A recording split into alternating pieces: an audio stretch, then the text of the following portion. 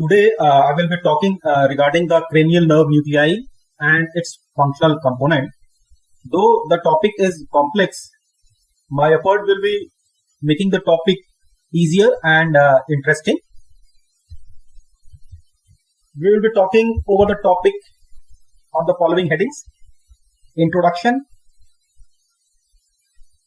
Brain and Brainstem, just an overview, Cranial nerve and nuclei under the headings of development, intranuclear course, point of emergence, intracranial course, functional components, and mnemonics to make the topic easier. Well, beyond these lectures are foramens of exit. Already the foramen exit has been discussed. Extracranial course in the next lecture, branches and clinical anatomy. These topics are beyond this lecture. So just have an overview on the regions of the brain. Brain is divided in the main regions. One, forebrain, which is known as prosencephalon, and this forebrain we study in telencephalon, which is cerebrum. This is the main part of the brain. Telencephalon, this is all the main part of the brain. This is the cerebrum, right and left cerebral hemisphere. Cerebrum. Then in the forebrain, this is the diencephalon. Whereas the midbrain is in this green color, known as mesencephalon, which is a very small part, and this midbrain is in between this forebrain, diencephalons, and the upper part of the hindbrain, which is known as pons. Whereas the hindbrain, which is known as rhombencephalon, is divided in two. One is the metencephalon, which is known as pons, and this pons, and cerebellum. Here, this cerebellum. And the last is myelencephalon, also known as medulla oblongata.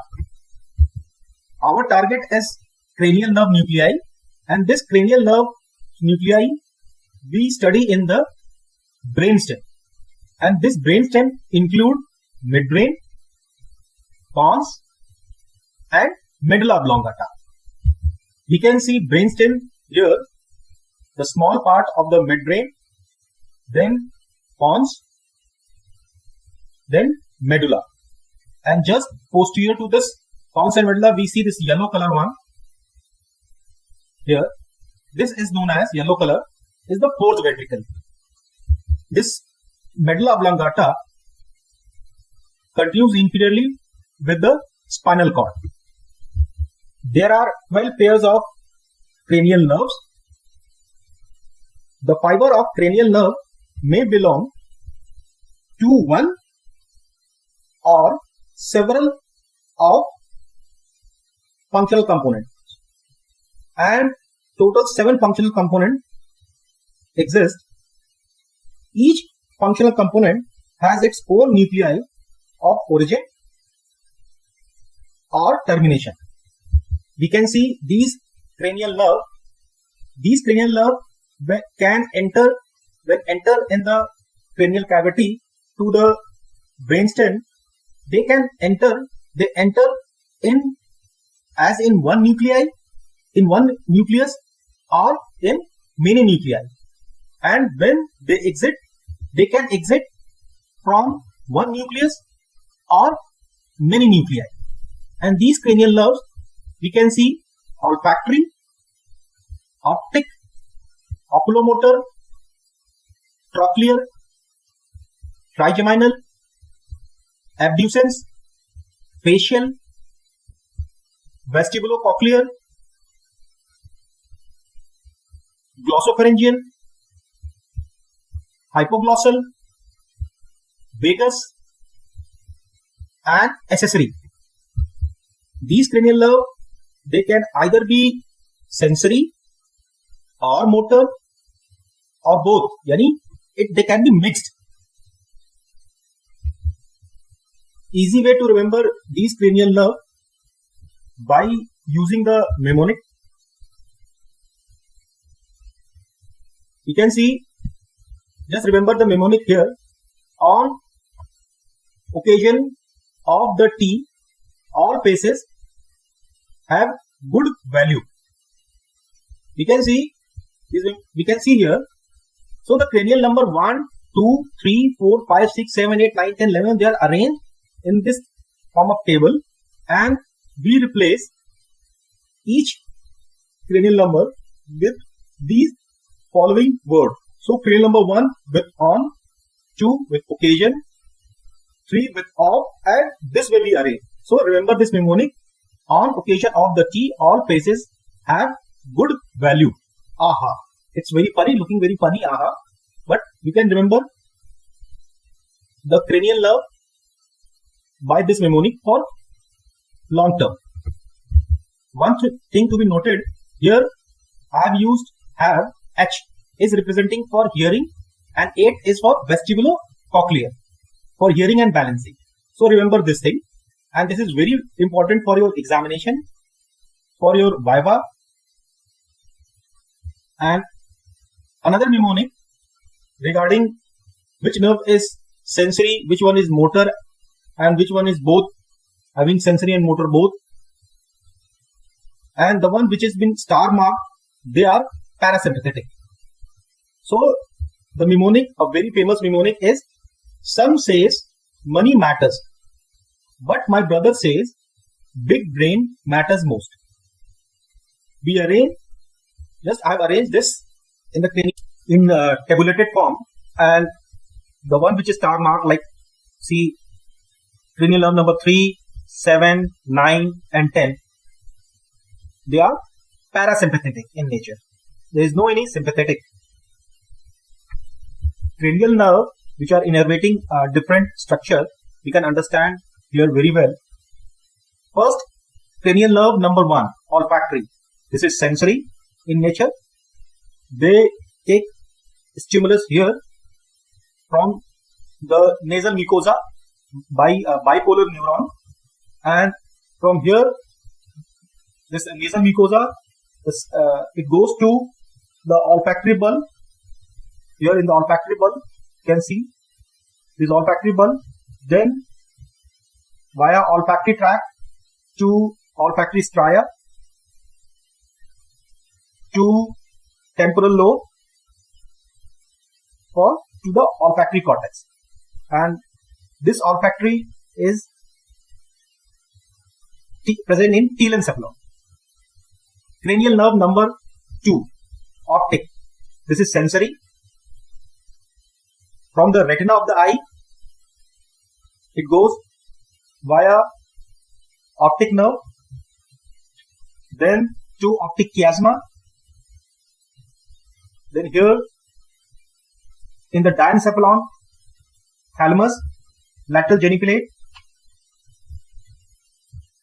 then to optic radiation. Cranial nerve number 3, oculomotor.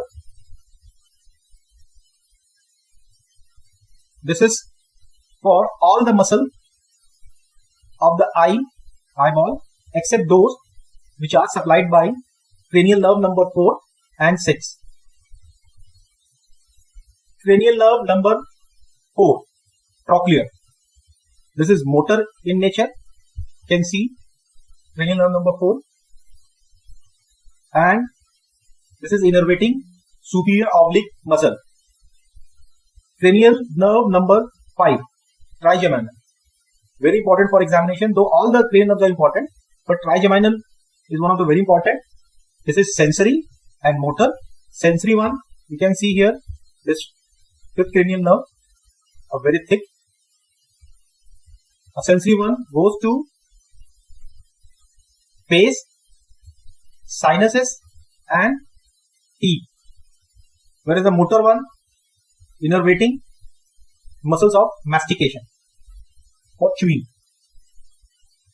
Cranial nerve number 6, abducent. This is motor and innervate external rectus muscle of eyeball. You can see. Cranial nerve number 7, facial. This is also very important.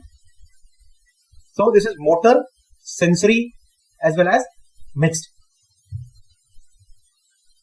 So motor one, you can see here, this 7. 2, submaxillary and submandibular gland, whereas the sensory one from anterior 2/3 of the tongue and soft palate, whereas the motor one from the muscles of the face. Cranial nerve number 8, vestibulocochlear, for hearing and equilibrium, balancing. You can see this is sensory from inner ear. Cranial nerve number 9, glossopharyngeal. You can see this is motor and sensory. Motor one to pharyngeal musculature. This is for pharyngeal musculature, whereas the sensory one from posterior part of posterior 1/3 of the tongue, tonsil and pharynx. Cranial nerve number 10, motor and sensory. You can see cranial nerve number 10 here. The motor one to heart, so viscera are to the heart, lung, bronchi, gastrointestinal tract. Sensory one to the heart, lung, bronchi, trachea, larynx, pharynx, GIT and external ear. Cranial nerve number 11, accessory. This is motor, innervating sternocleidomastoid and trapezius. You can see trapezius here on the back, see, and sternocleidomastoid coming from this. Cranial nerve number 12, hypoglossal. This is motor and innervating muscles of the tongue. Nerve which are in red colors are sensory and those which are in blue colors are motor fibers. We can see a very good specimen of the brain, and here we can see the anterior aspect or anterior view, ventral view of the brain, and especially focusing here over the brain stem. It was to show you the brain stem. Now let's begin from superior to inferior. Superior to inferior. Second, here we can see this is second cranial nerve, which is an optic. We can see here this is an optic nerve, optic chiasma. This is a mammillary body. Here is the superior colliculus. This superior colliculus, and this one is a third cranial nerve, which is at the level of superior colliculus.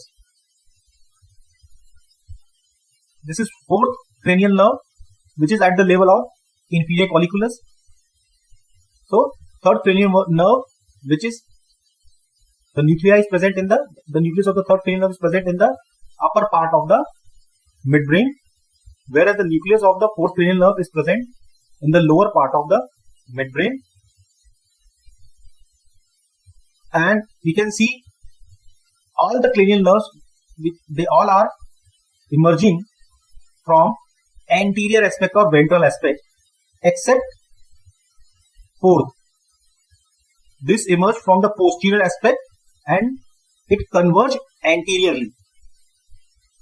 So all the cranial nerves are present on the ventral aspect because when you see the cranial cavity and presence of a foramen in the cranial cavities over the floor of this cranial cavity.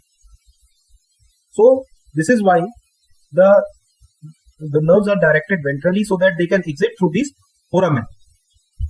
Let me demarcate the area in the brainstem for midbrain. Midbrain, just see, this is superior to this is midbrain. This is pontomedullary junction. This one is the pontomedullary junction. So this region is for the midbrain and this region is for the pons and this is for the medulla, and here this region is for the spinal cord. Now the location of cranial nerve number 5. So cranial nerve number 5, the nucleus of this cranial nerve number 5, it extends from all this long way from midbrain to pons to medulla to spinal cord. So this cranial nerve number 5, so its mesencephalic nucleus. So its mesencephalic nucleus is in the midbrain and it is present somewhere here lateral to the superior colliculus, somewhere here for the mesencephalic nucleus, whereas its main nucleus, superior sensory nucleus, is here in the upper pons. So its superior sensory nucleus and motor nucleus is present here in the upper pons, whereas the spinal nucleus is present all this way from the upper pons, from this upper pons to all this way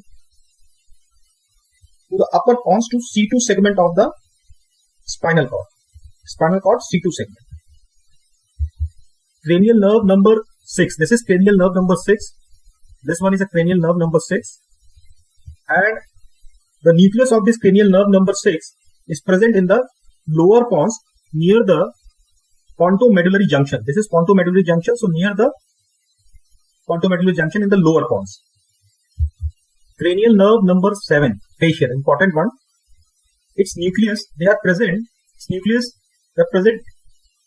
near the pontomedullary junction somewhere here, and its motor and superior salivatory nucleus and lacrimatory nucleus, all they are present here in the lower pons, whereas its nucleus of tectus solitarius, which is of 7, this is present here in the medulla. Cranial nerve number 8. This cranial nerve number 8, it is located at the pontomedullary junction. You can see here at the pontomedullary junction and just lateral to that of 7th cranial nerve. Cranial nerve number 9. This cranial nerve number 9. Nuclei of this cranial nerve number 9 are located in the medulla. So its nucleus ambiguous and inferior salivatory nucleus and nucleus of tectus solitarius. So they are located in the medulla. Nuclei of this cranial nerve number 10 located in medulla. Cranial nerve number 11. So the cranial part of this 11 we see in the medulla, but its spinal part we see here in the spinal nucleus of accessory nerve here in the spinal cord C1 to C5, all here. Cranial nerve number 12, this 12.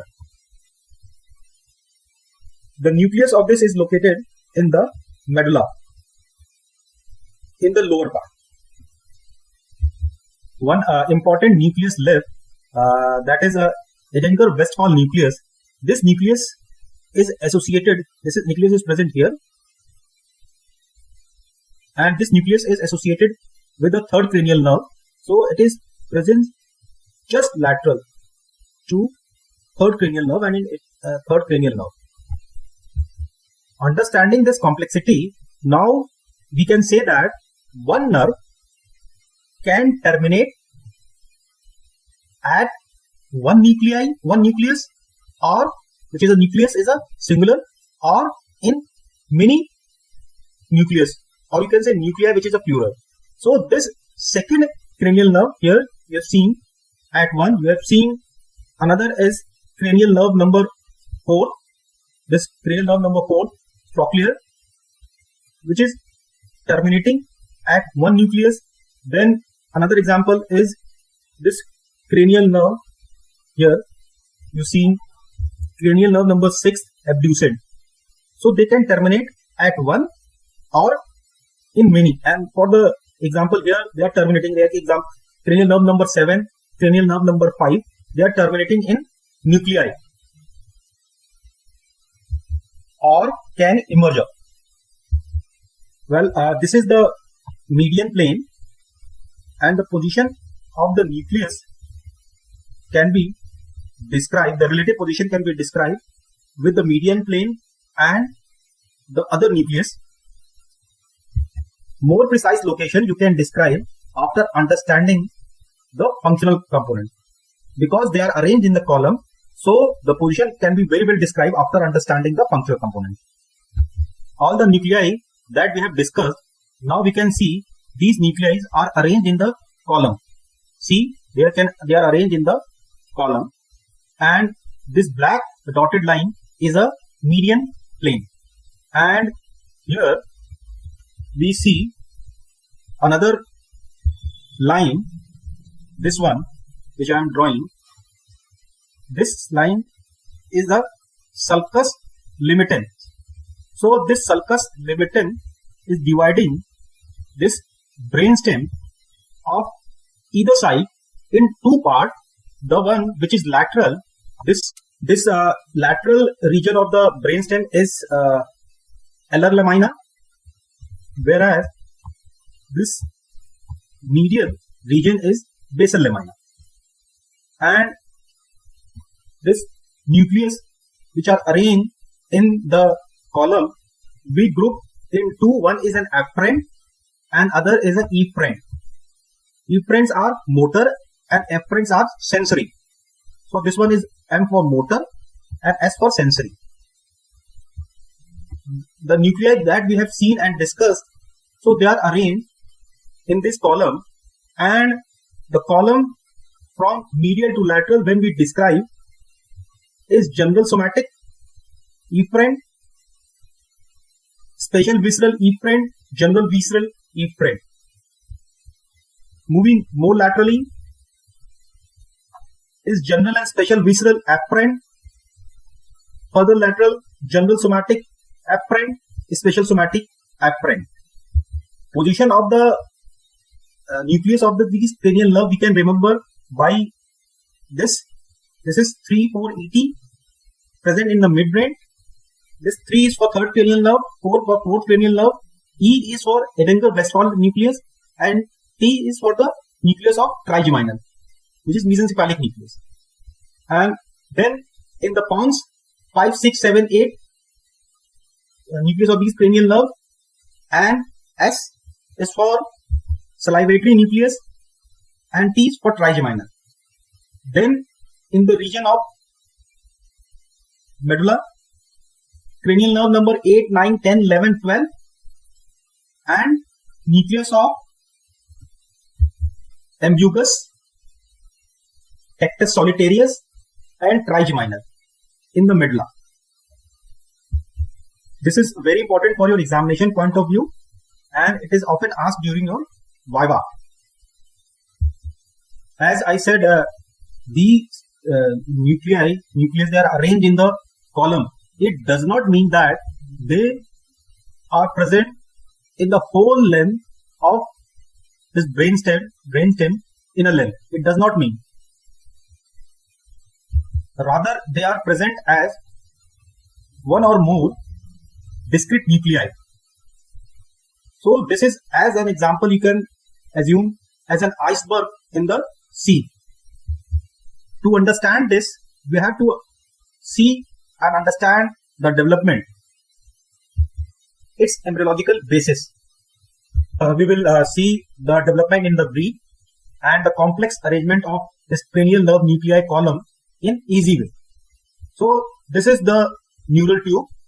So this is the neural tube, and this neural tube which we see here is going to develop the brain, and in the brain we are talking regarding the brainstem. So this outer layer, so first we see this one is the floor plate, and this one is the roof plate. This neural tube, here we see this opening is for the ventricle, fourth ventricle. We are talking regarding the brainstem. So the outer layer of this neural tube is known as marginal layer. This is the marginal layer which going to form the future white matter. This middle mantle layer will form future gray matter, and this one is the innermost ependymal layer of this neural tube. This gray matter, this mantle layer, which is going to form the future gray matter, and here will be the cranial nuclei form. Now we divide. See this neural tube. This is the median plane. This is the median plane, dividing the neural tube in a two equal parts. Assume this is of the right side and this one of the left side. Now the either side here is sulcus limitans. This is the sulcus limitan which is dividing the either side in a two part, the one which is medial and the one which is lateral. The lateral one is known as alar plate, and the medial one is the basal plate. This is happening in the fourth way. This is the transverse section of the brainstem, showing the arrangement of 7 functional components.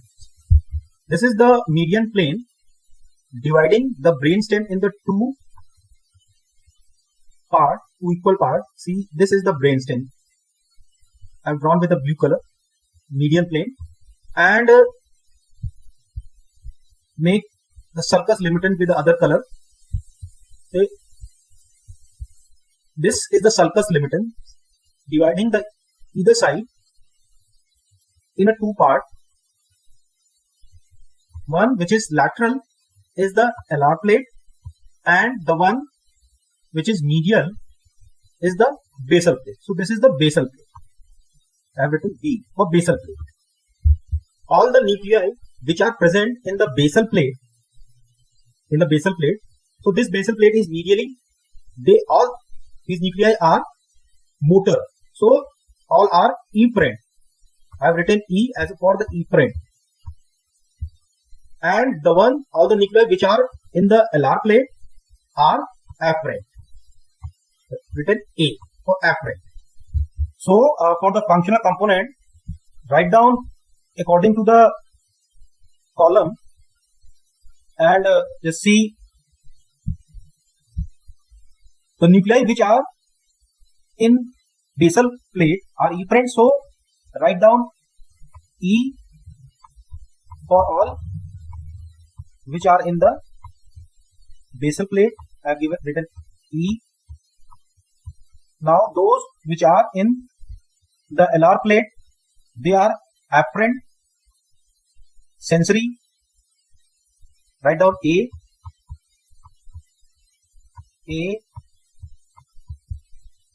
similarly A and A. In both the part, either medial, this medial or lateral, the nuclei which are nearer to this sulcus limitans, this is the sulcus limitans of right side and left side. So the nuclei which are nearer to sulcus limitans are visceral. So write down here V. Similarly, in the alar plate or lateral plate, write down V. They can be either visceral or somatic. So now the visceral is finished. Now in the remaining one, write down which are away from the sulcus limitans. Write down S for the somatic. Here also somatic.